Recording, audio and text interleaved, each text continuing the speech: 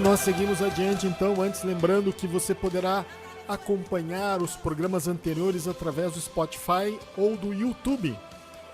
Digite Programa Profecia do Apocalipse.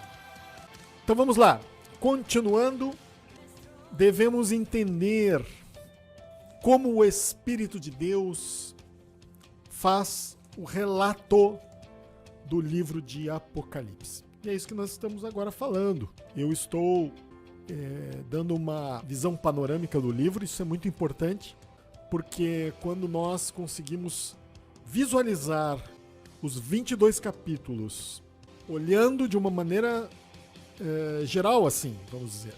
Eu sei o que o capítulo 1 diz, o capítulo 2, 3, 4, 5, 6, 7, 8, 9, 10, 11, 12, vai até o 22.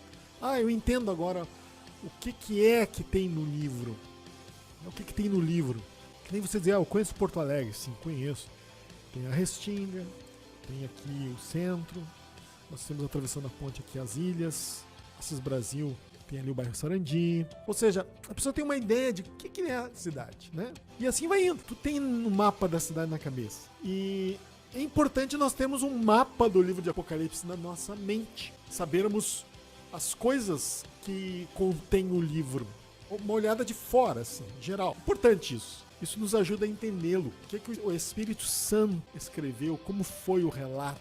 E aí nós vamos ter mais facilidade para compreender as coisas escritas. Então já tem falado aqui, é bom repetir, não custa nada. Capítulo 1 nós temos um resumo, uma introdução. O Espírito de Deus estabelece o padrão de como como as coisas vão acontecer no livro. Ele nos mostra da origem do livro.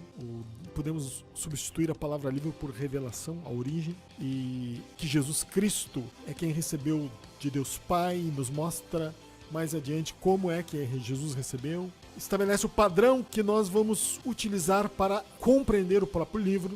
Tudo isso no capítulo 1. Capítulo 2 e 3, cartas às igrejas. O Senhor demonstra que conhece as coisas que acontecem no meio da sua igreja, tanto coisas boas quanto más, e considera todas elas. Capítulo 4 e 5, uma visão do trono de Deus, do ambiente celestial, e uma revelação do valor que tem o livro da revelação. É mostrado na mão direita daquele que está sentado no trono, e Jesus tornou-se digno para abrir o livro e trazer esta revelação até nós. E ela nós encontramos a partir do capítulo 6, com a abertura dos selos. Então, do capítulo 6 até o 22, nós temos a revelação, aquilo que está escrito naquele livro que se encontrava na mão direita daquele que está sentado no trono. Então, no capítulo 6, nós temos os selos. Uma vez que Jesus abre os selos, nós temos as revelações que nos mostram como será o período do juízo. Então, do primeiro ao sexto selo nos mostra como será aqui na terra e também algo no céu no período do juízo. Capítulo 7, nós encontramos uma visão do arrebatamento, a igreja chegando ao céu. Não podemos dizer que o capítulo 7 é o momento que acontece o arrebatamento. Não, como o livro de Apocalipse ele é profético, no capítulo 7 o Senhor nos mostra o arrebatamento. Mas aqui não podemos aplicar nesse capítulo 7 uma cronologia.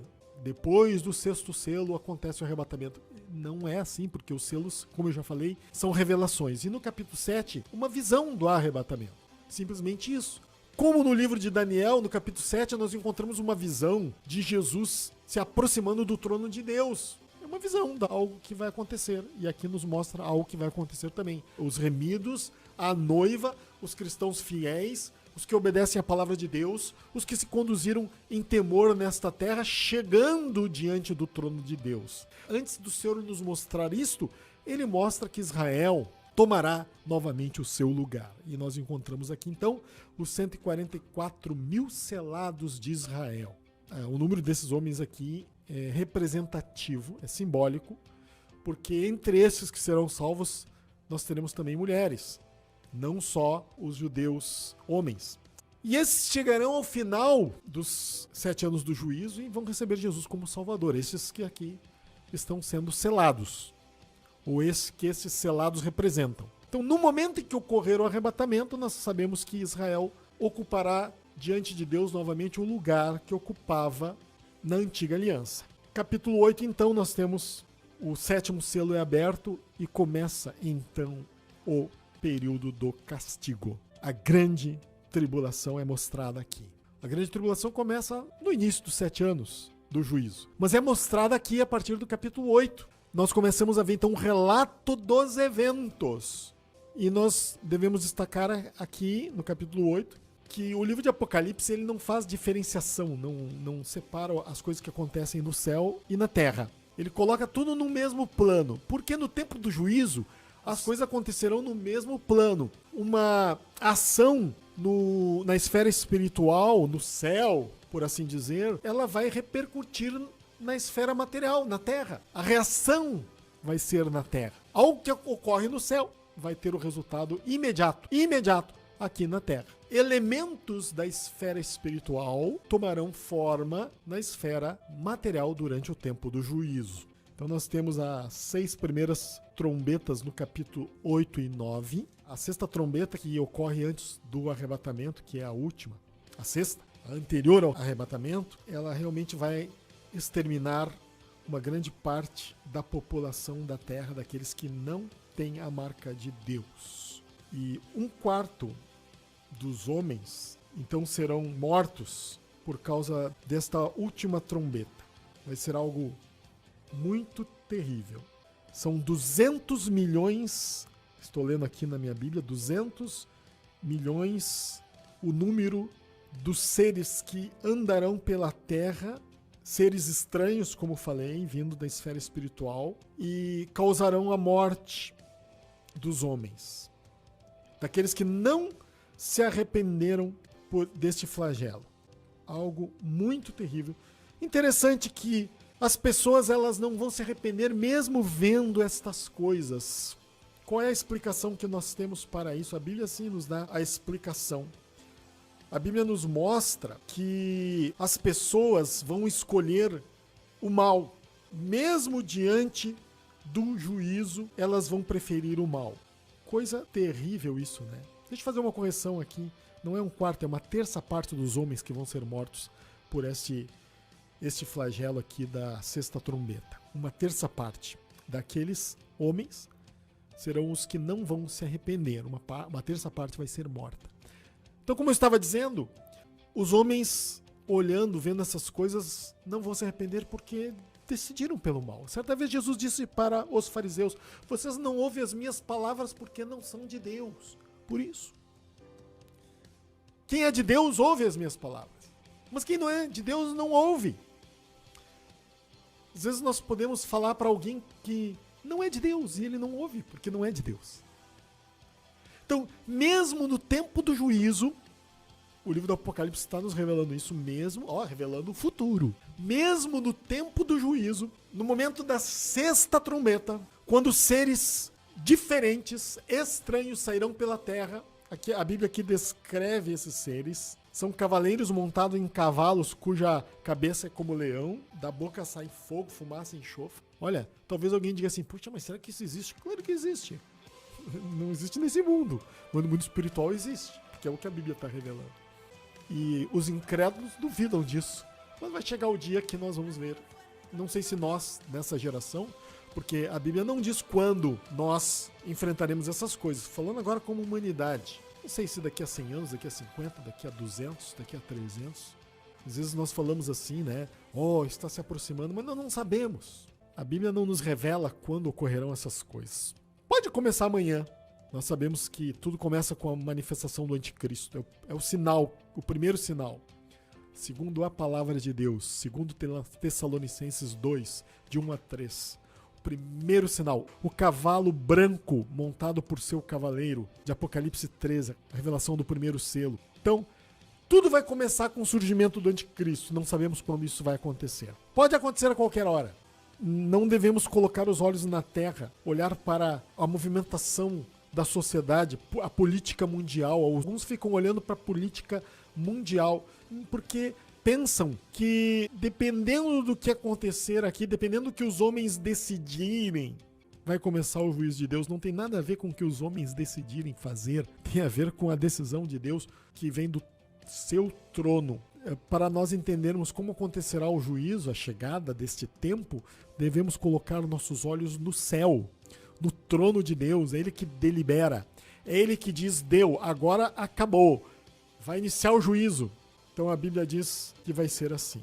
Ok, quando a Bíblia fala sobre a sexta trombeta, ela diz assim: foram então soltos os 4 anjos que se achavam preparados para a hora, o dia, o mês e o ano, para que matasse a terça parte dos homens.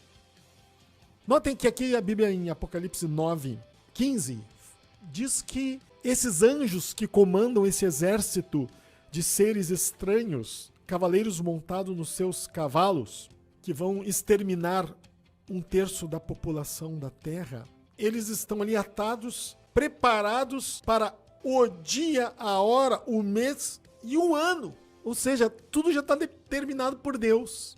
O dia, olha bem, para a hora, o dia, o mês e o ano. Já está marcado. Só que nós não sabemos quando será. Hoje, nossos olhos não veem, mas existem esses anjos que estão lá atados como cachorros raivosos, preparados para destruir, estão amarrados, por isso que estão atados, e para agirem nesta terra no momento determinado, não pelo curso da humanidade, não pela política deste mundo, mas pela vontade daquele que está sentado no trono, que é o Deus Todo-Poderoso, que reina e sempre reinou sobre tudo e sobre todos. Então aí está, meus queridos. Capítulo 9, terminando aqui. Vamos para o capítulo 10, os anjos e os 7 trovões, João e o livrinho. Bem, eu já havia comentado no programa anterior sobre o capítulo 10, já havia passado por ele, né? Nós encontramos aqui falando sobre o cumprimento do mistério de Deus. E no capítulo 11, nós temos a ordem para medir o santuário de Deus. Também havia comentado que Deus manda novamente medir o santuário. Quando a igreja for arrebatada, o santuário vai tomar o lugar de templo de Deus na terra. Atualmente a igreja é o templo de Deus. O templo de Deus.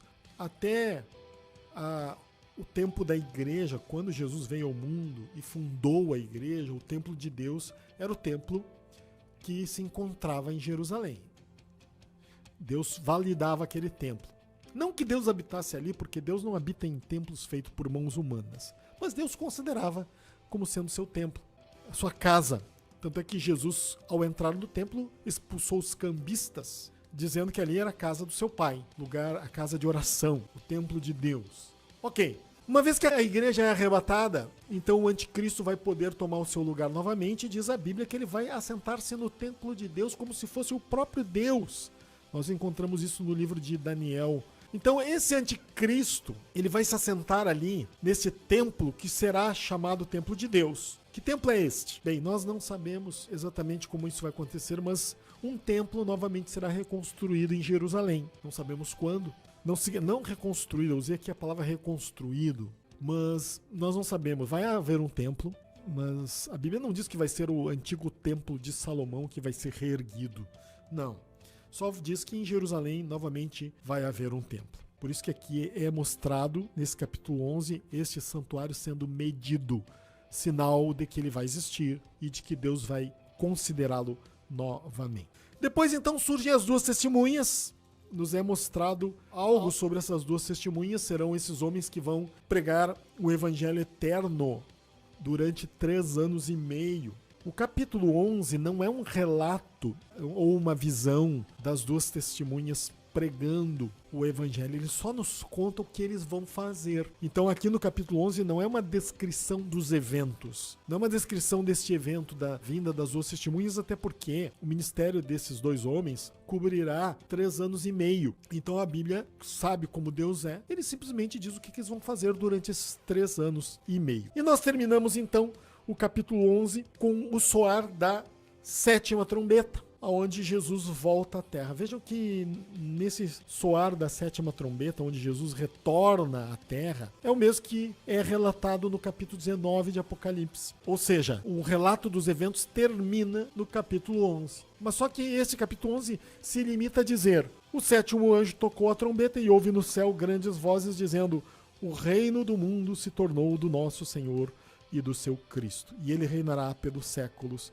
dos séculos. Esse versículo 15, ele é melhor explicado então no capítulo 19, porque ali nós vemos os detalhes, vemos as coisas acontecendo. O capítulo 19 de Apocalipse não é simbólico. De fato, o que é relatado ali vai acontecer. Ele nos mostra no capítulo, estou pulando agora para o capítulo 19, tá? Ele nos mostra no capítulo 19 a batalha do Armagedon, que é a batalha final contra Jesus e os exércitos do anticristo. A gente fala uma batalha final, nos dá uma ideia de uma grande guerra, que demora tempo, uma batalha do bem contra o mal. Já falei aqui no programa que não será uma batalha do bem contra o mal, porque o mal não é páreo para Deus.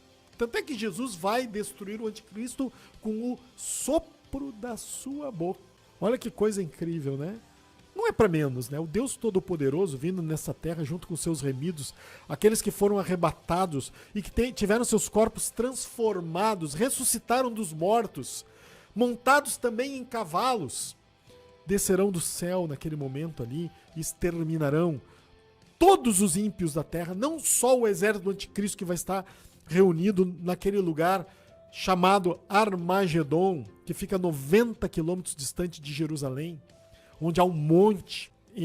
Então naquela batalha final, onde os exércitos do anticristo estarão ali, vai ser algo terrível para o anticristo e seus exércitos, porque Deus vai destruir, vai pisar com seus pés de bronze os seus inimigos, como aquele que amassa as uvas no lagar. É assim que a palavra de Deus coloca. E esse capítulo 11 então termina apenas mencionando isso. Tocou a 7ª trombeta e o reino do mundo se tornou do Senhor e do seu Cristo. E aqui nós terminamos o capítulo 11. O capítulo 11, então, ele termina com o momento em que Jesus volta à Terra. Depois do capítulo 12, 13, 14, de uma maneira simbólica, Deus fala de algumas coisas que vão acontecer durante a segunda metade dos 7 anos. Tá? Não todos os capítulos são simbólicos, porque no capítulo 15 e 16 nós temos algo literal, o relato do derramar da cólera de Deus sobre a terra, nesses 2 capítulos, 15 e 16. Falamos até aqui da primeira metade dos 7 anos, acontece o arrebatamento na metade desses 7 anos, e agora então, depois do capítulo 11, o Espírito Santo trata da segunda metade dos 7 anos. Quando nós entendemos isso, o livro de Apocalipse fica mais claro. A partir do capítulo 11 é tratado do que acontece após o arrebatamento. Antes do capítulo 11 é tratado do que acontece antes do arrebatamento. Acho que agora ficou mais fácil, né? Vou repetir. Apocalipse, até o capítulo 11, é tratado de coisas que acontecem até o arrebatamento e no arrebatamento. Depois do capítulo 11, é tratado de coisas que vão ocorrer após o arrebatamento. Bom, chegamos ao final do programa. O momento de oração, vamos continuar amanhã. Meus queridos, se alguém está achando assim, que complicado isso aí, ouça de novo o programa, leia o livro de Apocalipse. Eu nunca falei aqui que é fácil de entender o livro de Apocalipse, mas é possível entender sim. Se nós nos dedicarmos, prestarmos atenção, lermos, nós vamos entender sim o livro de Apocalipse. Diga-se de passagem, o Espírito Santo quer que nós entendamos. Vamos orar. Obrigado, Jesus. Obrigado, Pai, pela Tua presença no nosso meio, pelo Teu Espírito que está em nós, renova a igreja. Cada vez mais a igreja possa entender este livro maravilhoso, que é o livro de Apocalipse. Em nome de Jesus, que cada vez mais o Teu povo ande nesta terra em temor e em tremor, porque o dia está próximo. Te agradecemos em nome de Jesus. Bem, meus amados, antes de terminar, compre o livro 24 Extraordinários Eventos, a Profecia do Apocalipse. Um livro muito especial, onde você vai entender de maneira muito simples os eventos relatados no livro de Apocalipse. Entre no nosso site apocalipse.net.br. Que Deus abençoe a todos e até um próximo programa.